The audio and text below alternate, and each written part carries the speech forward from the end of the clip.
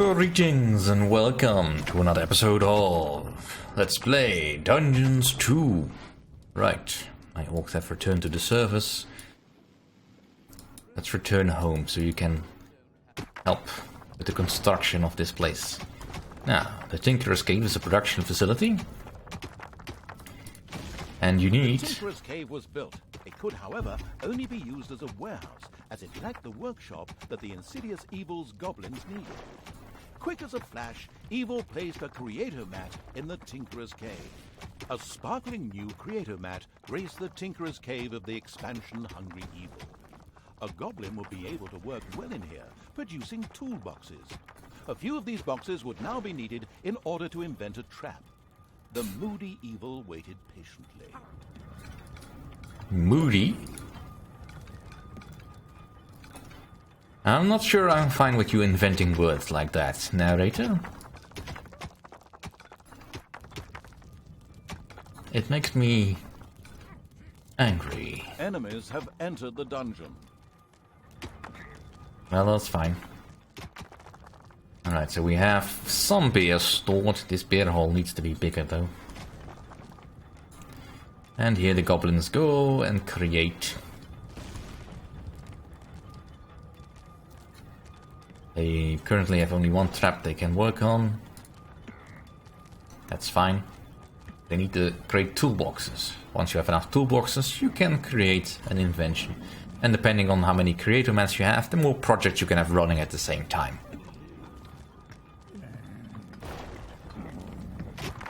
Alright, let's actually have someone here. Now, goblins are sort of interesting in how they fight. Because of their very nature, they are least likely to be targeted by the enemy. And they prefer stabbing in the back. What a surprise.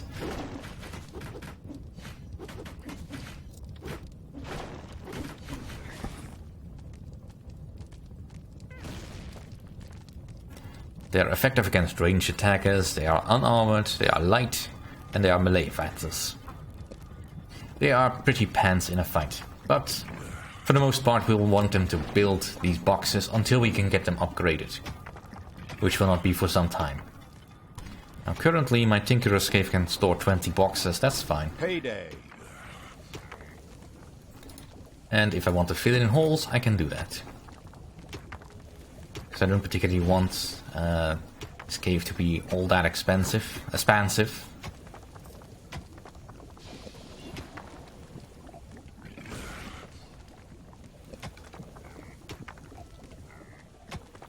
Let's just dig to here.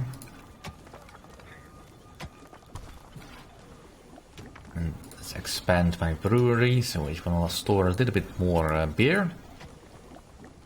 Make beer faster. Now right now the beer control is quite easy because there's not many minions. Just 5.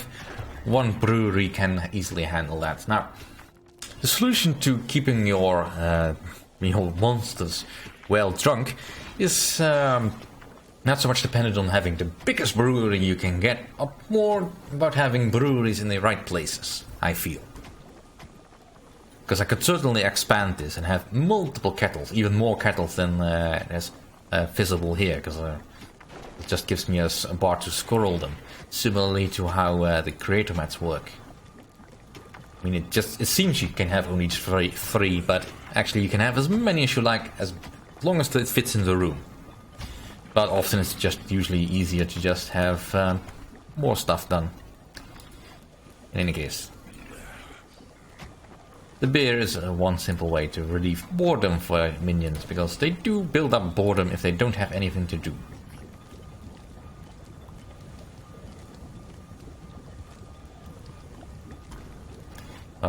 And the beer will stop the strike, I think. Yeah.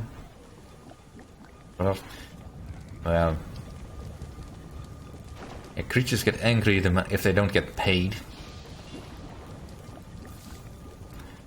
And all that, which is something you probably want to avoid. Alright, let's get this treasure room set up.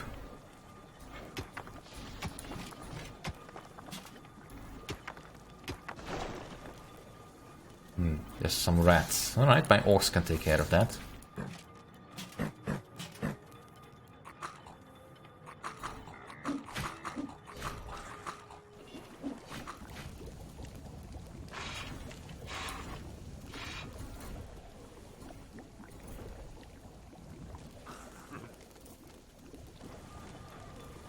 Alright, now, in order to research this trap, I need 500 gold. So let's keep digging.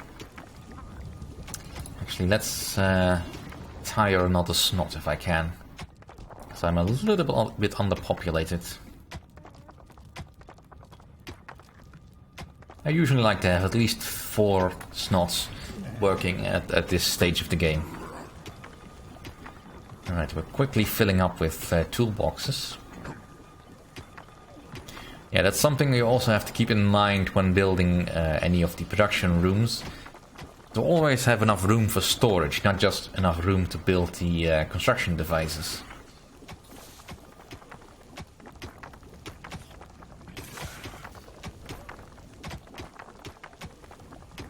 Alright.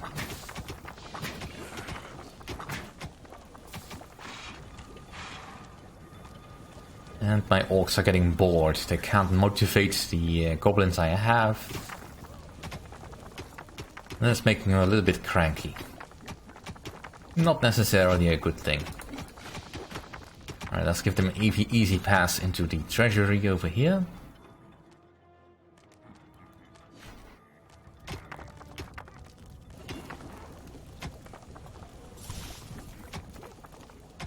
Also so that my snots don't have to go around every time they need to start brewing.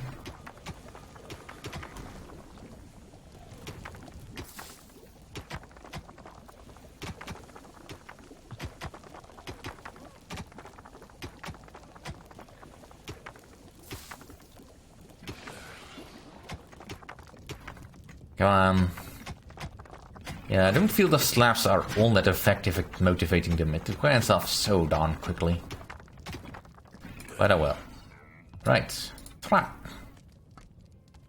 Now, the other creator mod will keep on producing the toolboxes, so I'm not gonna be liable to run out anytime soon. I currently can't build any other rooms. No. Well, I can't also build any traps yet.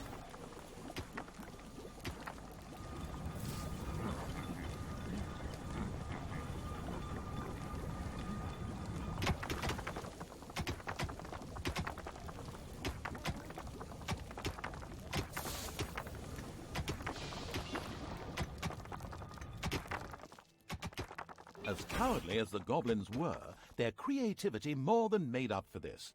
They proudly presented the treacherous evil with their plan for a devious trap. With a silent, evil cackle, it quickly buckled down to setting the trap. Buckle down. That's fine. Yep.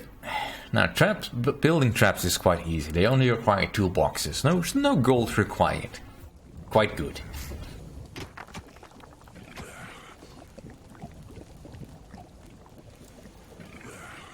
Yeah, you drink that log. It's payday. Now, usually they'll just go to the nearest treasury if they think there's gold in there. If there's no gold in there, they will get cranky looking for the next bit of treasury. Yeah, I can't set a main treasury from which they should draw, but that's probably for the best, since once this pillar runs out, there's not much point in having this treasury, to a degree. I just like having a space where I can dump extra gold if I should need it.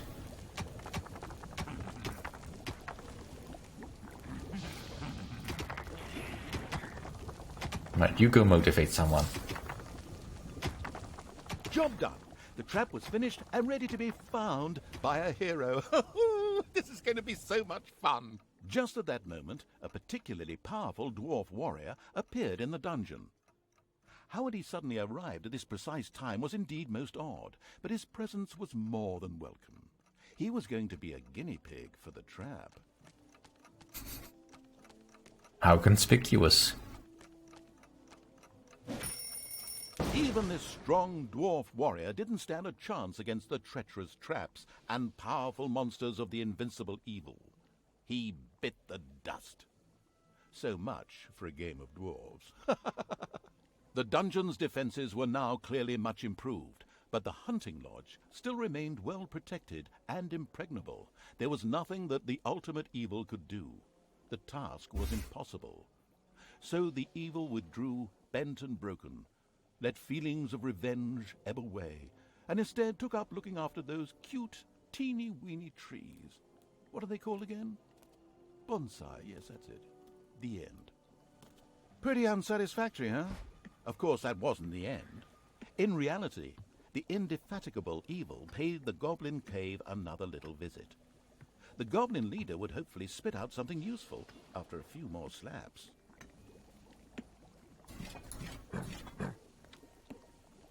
Now you can keep on working.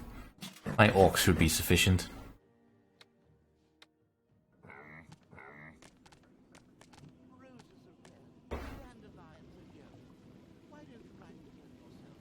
Right. The expansion-driven evil couldn't wait to explore the further possibilities of the Tinkerer's Cave. In particular, a hospital seemed a useful way to cure its ailing units. It set about asking for this to be researched. Indeed, a hospital is quite a good idea. Since otherwise I have no means of healing my units. Right, we're in the Goblin Cave. Let's go attack.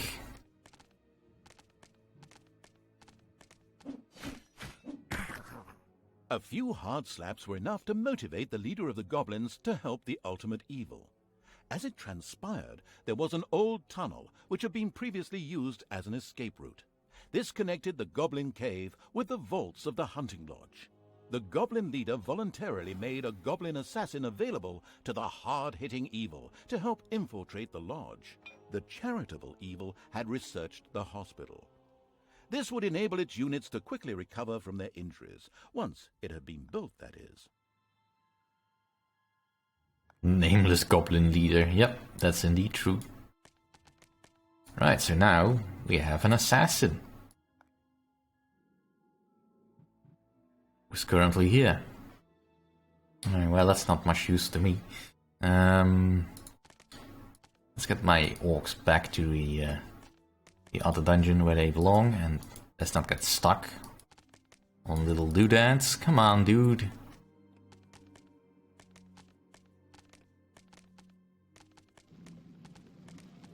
I mean, I could pick up that book, I realize that, but I kind of don't want to give it to the orcs. I have a better target in mind for that. There probably isn't a better target, but hey, well. Right, so... The cheerful evil was pleased with this support. An assassin was a decent melee fighter, but its actual strength lay in its ability to make itself invisible. This was, of course, tested out immediately. Yep, it works. The best thing about the Goblin Assassin, of course, is that it's immune to traps. Enemies have entered the dungeon. That's really only useful if you personally go into a dungeon to disable traps. Otherwise, I've not really found a use for that in any other circumstance. But hey, well. Alright, this requires invisibility. Enemies have entered the dungeon.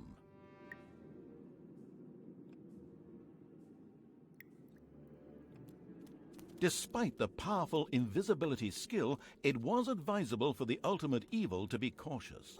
Some opponents had such highly trained observation skills that they were actually able to see invisible units.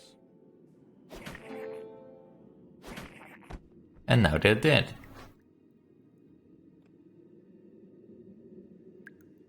A locked door prevented the assassin from progressing.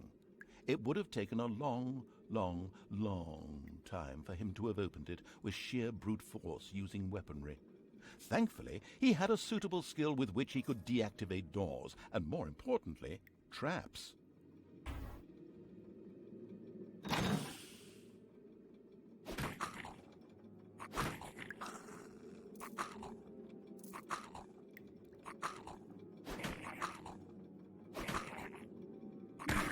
Damn.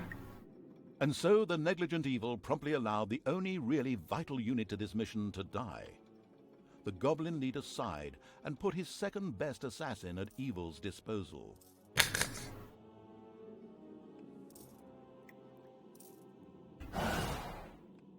Well, then you shouldn't just give me a shiny new toy to use then. I should have just ran for that health potion, ah well.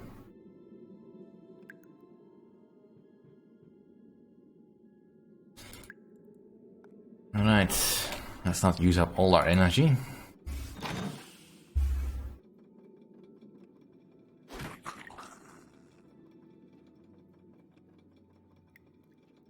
And I should probably build a hospital. It's finished, right? Yeah. The caring evil had good-naturedly built a hospital for its suffering creatures. It, however, still lacked a hospital bed. Little Snots would then bring any units there that had been injured in the dungeon. The first hospital bed had been built.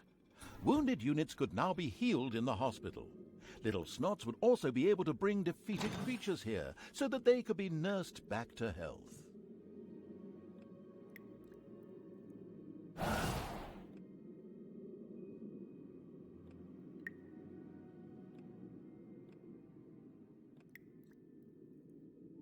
Will you pick a direction?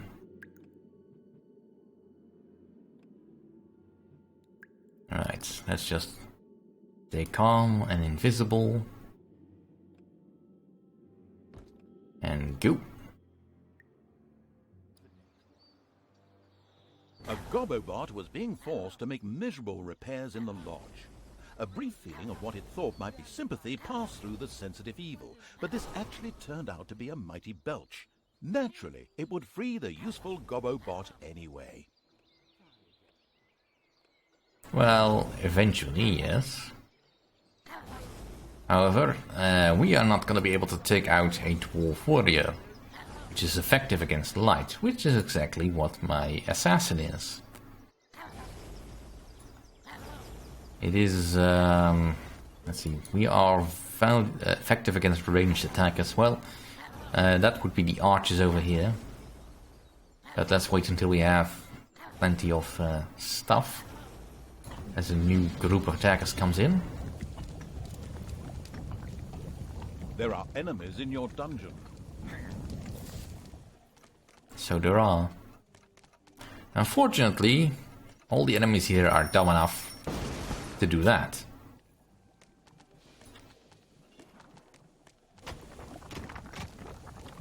Alright, anything else? Let's improve our hospital and let's build a new trap.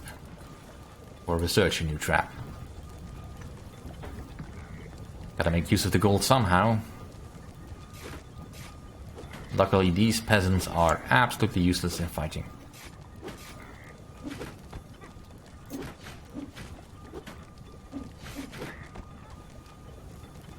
Right, back to where we were.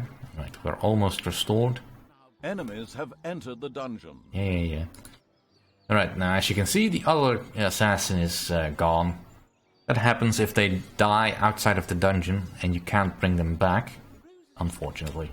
Alright, let's go.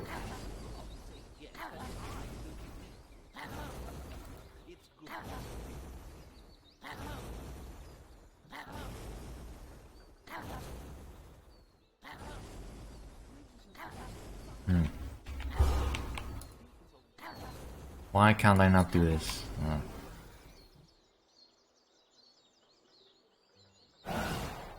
Let's be invisible and try attacking. I'm not sure if that will work. Ah, it does.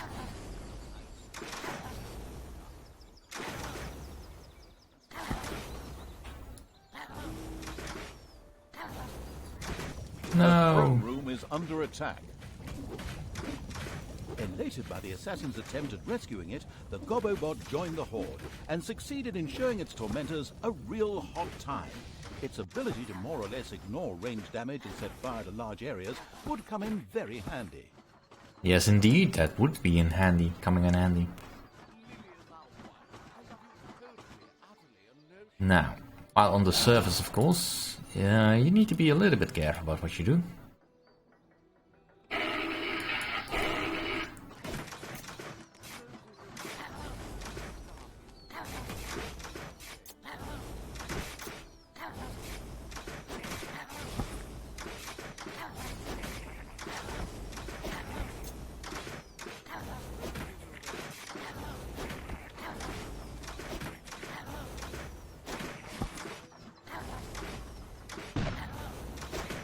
Oh, oh, oh. Get away. And so the negligent evil promptly allowed the only really vital unit to this mission to die. The Goblin leader sighed and put his second best assassin at evil's disposal at the basement exit. Yeah, so at least I don't have to get it back again. Right, let's just kill that.